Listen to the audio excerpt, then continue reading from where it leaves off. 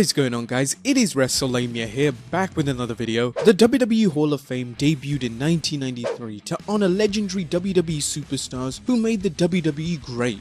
Over time, it's grown to include wrestlers who contributed to the industry regardless of whether they worked in the WWE. The Hall of Fame now includes celebrities who have played an important role in the company. And then there are these people. Hall of Fame inductees who have no business being amongst the ranks are people like Andre the Giant, Luthez, Hulk Hogan, and Bruno Sammartino. Here are 10 inductees who don't belong in the WWE Hall of Fame.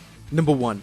Arnold Schwarzenegger. Some celebrities like Mr. T and Mike Tyson played important roles in pay-per-views, while others like Mr. Baseball Bob Uecker and Pete Rose made for some funny WrestleMania moments at more than one show. Arnold made several WWE appearances, but can you remember any of them?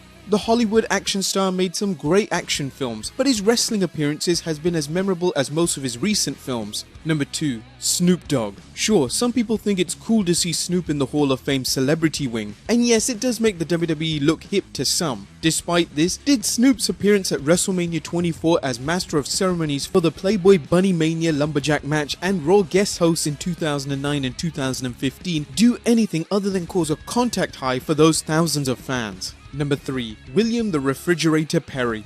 The Chicago Bears star appeared in the WrestleMania 2 Battle Royal, along with other NFL stars Jimbo Covert, Bill Fralick, Russ Francis, Ernie Holmes, and Harvey Martin. Any of Perry's NFL colleagues deserve to be there as much as Perry in light of their WrestleMania 2 appearances and football accomplishments. Never mind that shit.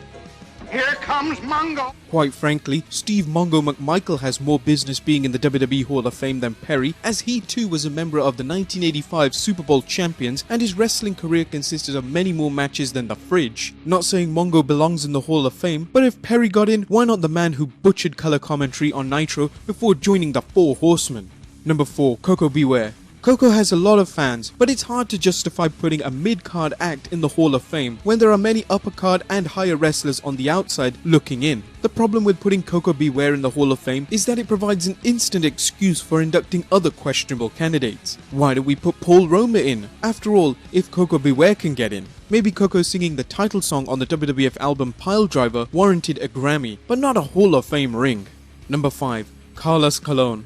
Given Colon's possible involvement in the death of Bruiser Brody, check out our Behind the Titantron video on that, it's hard to justify putting him in the Hall of Fame. In terms of wrestling, Carlos was a major star in Puerto Rico, as well as co-owner of the World Wrestling Council. Like Jerry the King Lawler, he attained great success in a promotion he was part owner of, and like Lawler, he was a proven main event draw, regardless of owning the promotion. In Colon's case, the shadow hanging over his career leaves an uneasy feeling that doesn't warrant his inclusion here. Colon denies any involvement in Brody's death, as stated in a 2000 interview on BigShowRadio.com, where he stated, "People write and say garbage about me and what happened all the time. I just ignore that stuff. Gonzalez was arrested, tried by a jury in a courtroom, and acquitted. What else is there to say about it?" However, the questionable circumstances surrounding the murder trial doesn't help Colon's claim. Number 6. Drew Carey.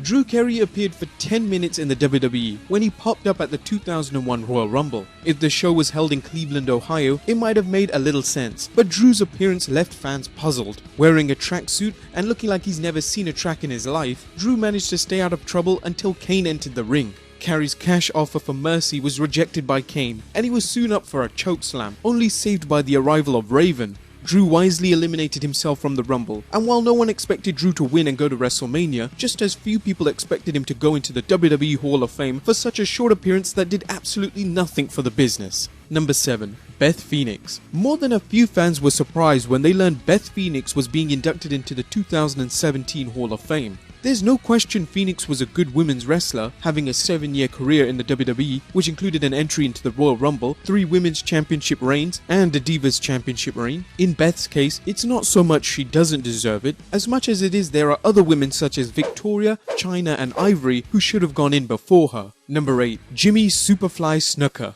Fans know Chris Benoit is never going into the Hall of Fame, despite solid credentials as one of the greatest workers in the sport's history. So why is Jimmy Snuka in the Hall of Fame? As we just covered in our recent Behind the Titantron episode, Snuka's involvement in the death of girlfriend Nancy Argentino is questionable at best, and at worst, he got away with murder. Unlike the Sports Hall of Fame, The WWE has made it clear it will remove inductees for wrongdoings, such as Hulk Hogan when he made racist remarks. While Snuka was removed from the WWE's Hall of Fame section in 2015, the company has made no official statement regarding him. Number 9. The Godfather. There are a lot of Godfather fans out there, and you can count us among them, but Charles Wright's career doesn't warrant an induction except that it's a feel-good move. While Wright deserves credit for working through questionable gimmicks like Papa Shango and Kama the Ultimate Fighting Machine until he found success as the Godfather, he was always more of a supporting player, and even then, not in the same class as wrestlers like Macho Man Randy Savage. And number 10. Abdullah the Butcher. While Abby never worked in the WWE, that alone shouldn't exclude him from the Hall of Fame.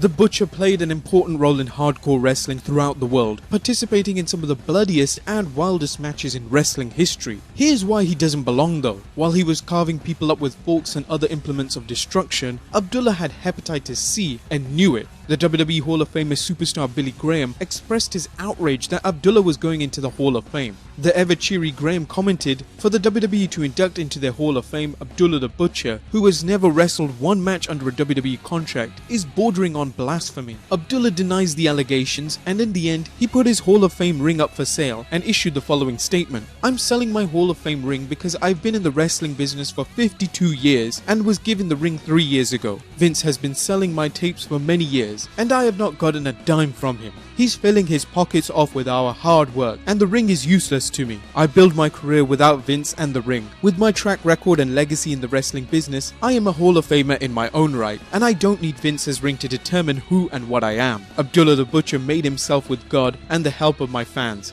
Thank you. However, in 2014, an Ontario Superior Court judge ruled that wrestler Devon Hannibal Nicholson contracted hepatitis C from Abdullah during a match when the Butcher cut him open with an infected razor. His dangerous and callous behavior towards his fellow wrestlers is the reason enough to exclude him from the Hall of Fame. Well guys, there you have it. 10 inductees who do not belong in the WWE Hall of Fame. Be on the lookout for our follow-up video where we discuss 10 people who should take their place in the WWE Hall of Fame. Do you think there's anybody else not worthy of being in the WWE Hall of Fame? Write in the comments down below. Support us on Patreon, subscribe if you already haven't, and I'll see you next time with some more wrestling content.